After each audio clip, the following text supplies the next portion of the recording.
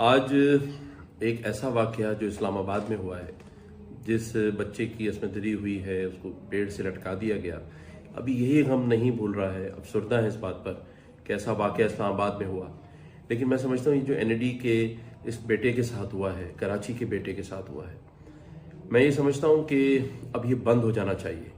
और आज मैं ये बात ज़रूर कहना चाहता हूँ कि सिंध के तमाम SHOs और DSPs अब अपनी वर्दियां संभाल लें और ये स्नैचिंग का जो सिलसिला है इसको बंद करवाएं, रात दिन काम करें। मैं खुद अगर अब ऐसे वाकयात हुए तो उस इलाके के SHO के पास थाने में आके बैठूंगा और फिर वही काम होगा, वही एक्शन होगा जो होना चाहिए।